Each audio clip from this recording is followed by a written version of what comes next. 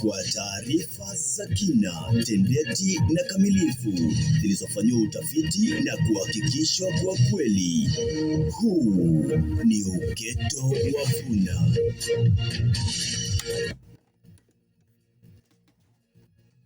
Rais William Ruto awasili jijini Arusha nchini Tanzania kwa ziara ya siku moja. Sikiliza. Kinara wa chama cha DAP Kenya Eugene Wamalwa ametangaza kuwania uongozi wa taifa ujao. Mvutano unaendelea kushuhudiwa katika bunge la kaunti ya Nyamira. Ni kwa nini? Sikiliza. Saa 3 usiku wakati wa kupokea uketo kikamilifu. Jina langu ni Wycliffe Mogaka.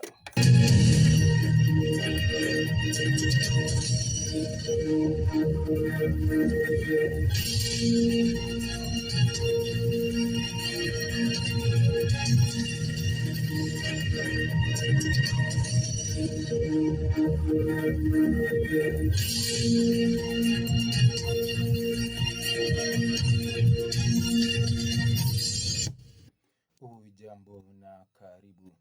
Mvutano unaendelea kushuhudiwa katika bunge la kaunti ya Nyamira, huku spika aliyetumuliwa wa bunge hilo na Kukero akitangaza kuahirishwa kwa vikao vya muda usiojulikana na kaimu spika Thaddeus Nyabaru na wakilishi wa wadi wengine wakiendelea na vikao katika majengo rasmi ya bunge hilo, huku wakisitisha kuwa vikao vyao ndivyo halali. Akizungumza na waandishi wa habari, Kukero alisema kuwa yeye ndiye spika wa kaunti hiyo licha ya kuondolewa mamlakani. Bunge ni moja. Kuna bunge moja yenye iko na furugu na kuna bunge moja halali ya kujadili miswada ya serikali. Sasa hivi vile tunavyoongea hapa tumepitisha miswada mingi, kukiendelea na rabsha mingi katika headquarters yetu. Tuko na mess 2 na mess mahali speaker yako, hiyo mess ndio iko halali. Hatuna kiwango yenye imewekwa vile mess inastahili kukua. Tumefunga leo katika ile jina wanaita kwa kimombo sindae. Hiyo sindae haina kiwango ya siku hilo bunge litakuwa limefunjwa. Bunge likiwa limefungwa zaidi ya siku 90, hiyo bunge itakuwa imefunjwa kabisa na watu watakuwa wameenda kwa uchaguzi tena. Na kinara wa chama cha DAP Kenya Eugene Wamalwa ametangaza kuwania uongozi wa taifa, huku akiwataja vigogo wa kisiasa kutoka eneo la magharibi akiwemo mkuu wa mawaziri Musalia Mudavadi, spika wa bunge la kitaifa Moses Wetangula na waziri wa vyama vya ushirika Wycliffe Oparanya kama waoga, akiwahutubia wanachama wa DAP Kenya kutoka kaunti ya Busia mjini Busia. Wamalwa amesema kuwa anawania urais ili kupigania na ufisadi na kupunguza gharama ya maisha ambayo ni ya juu mno. Ametoa wito kwa wakazi wa kaunti ya Busia na Wakenya kwa jumla kuunga mkono azimio lake la kuwania urais wa 6 wa taifa ili kupitia uchaguzi ujao. Kwa nasema Wamalwa, wewe bado kijana, tuachie sisi vijana wakubwa kwa hii boma tupambane na huyu jamaa. Wote wameogopa, Musalia ameogopa, Weta ameogopa, wa mwisho kwenda ni Oparanya. So know as you move from here today that you have a presidential candidate who is your party leader ambaye ameidhinishwa na chama tayari. Leo niko Busia kuwauliza ninyi wenye kaunti hii, mnaniidhinisha niende nipambane na Zakayo? Zakayo ashuke asishuke? Ushuru ushuke usishuke? Ufisadi ushuke usishuke? Adani aende asiende? Adani kwenda, ufisadi kwisha, ushuru kushuka, lazima Zakayo afanye nini? Unasikiza Uketo wa Vuna. Na vijana wamehimizwa kutumia teknolojia ya kisasa ili kutoa mafunzo ya kilimo mashinani kama njia moja ya kuimarisha kilimo kando na kujipatia riziki. Wakizungumza katika kongamano hilo lililoandaliwa na shirika la wakulima nchini katika eneo la Thogoto, kaunti ya Kiambu, wadau mbalimbali walielezea nafasi ya vijana kuimarisha uzalishaji wa chakula kwa kutumia teknolojia na mbinu mbalimbali za kisasa, hasa wale ambao wamehitimu katika kozi zinazoambatana na kilimo. There's a lot of effort to bring youth on board in agriculture, but there's still a lot of opportunity. And one of the key elements is knowledge and training. So it's one thing to encourage youth to join agriculture or agribusiness. It's another thing to equip them with the knowledge that they require. So here at Latia, we not only campaign for youth in agriculture, we actually empower them through training and capacity building, and also hand-holding and incubation, so that at the end of the day, they can be able to run profitable and successful agricultural enterprises. Work with youth, we train them on agronomical support, and also we do marketing and off-taking at the Hibiko project. We practice sustainable farming, and we encourage sustainable produce, and our brand is Ecolatia, which we use to penetrate the market and to bargain for the market share to supply healthy produce within Nairobi and its environs. The avenues for jobs creation have diminished over the years, particularly now talk about white-collar jobs. Na kama njia moja kukabiliana na janga la njaa kwenye kaunti zote nchini, binti ya Rais Shalini Ruto ameanzisha kikundi cha vijana 82 kote nchini ili kusaidia kuimarisha uzalishaji wa chakula. Vijana hao ambao watakuwa mabalozi wakipigana na njaa na mabadiliko ya tabianchi ili kusaidia kutoa uhamasisho kwa jamii. Akizungumza kwenye hafla moja jijini Nairobi, Shalini ambaye ni msimamizi wa shirika kilimo bora cha kisasa la Simax ameomba vijana kujitokeza kwa wingi na kupigana na mabadiliko ya tabianchi, huku akiwahimiza kujishughulisha na kilimo cha ufugaji wa kisasa ili kukabiliana na janga la njaa nchini.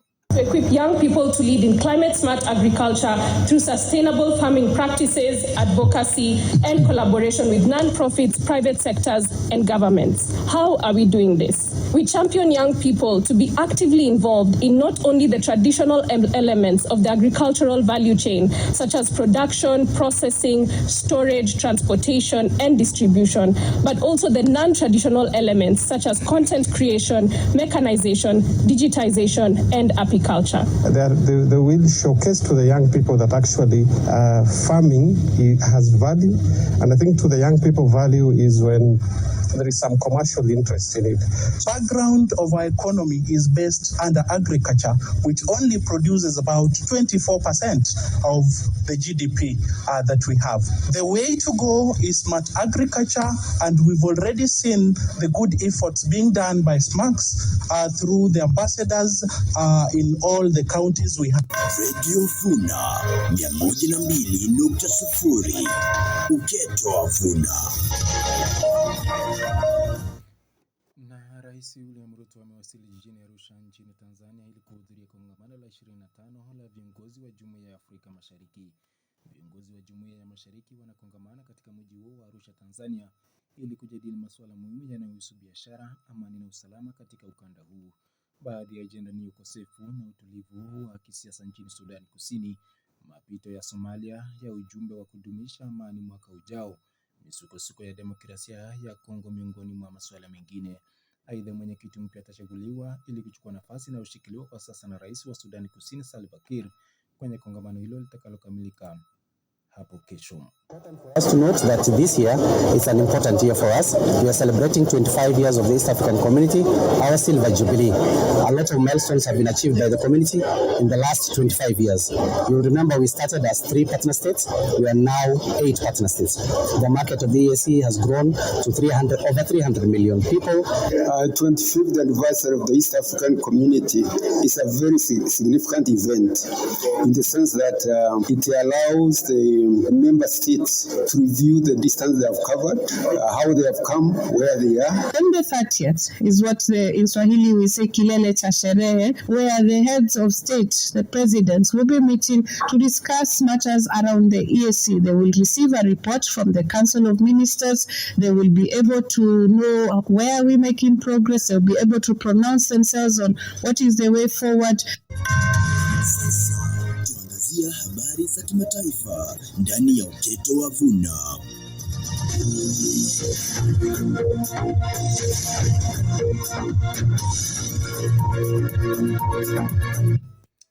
Na katika rubaa za kimataifa, nchi ya Chad imesitisha makubaliano muhimu ya ushirikiano wa ulinzi na Ufaransa.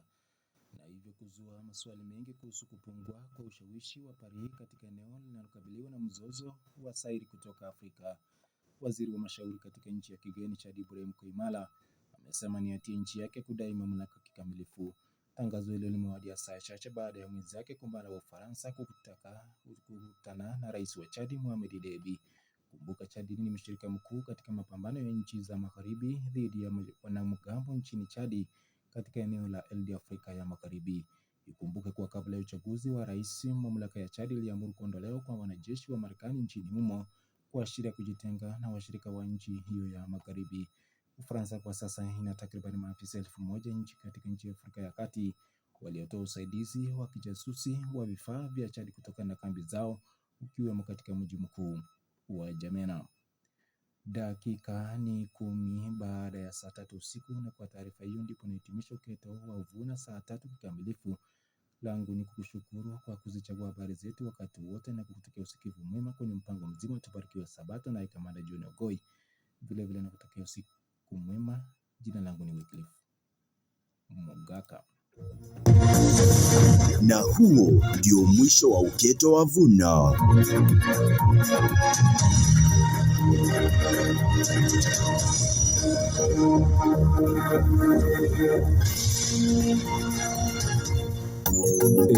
Vuna FM.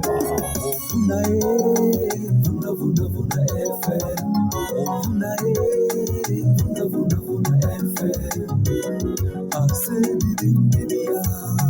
Vuna FM. Asambatera mayai. 102.0. Asambaranga mayai.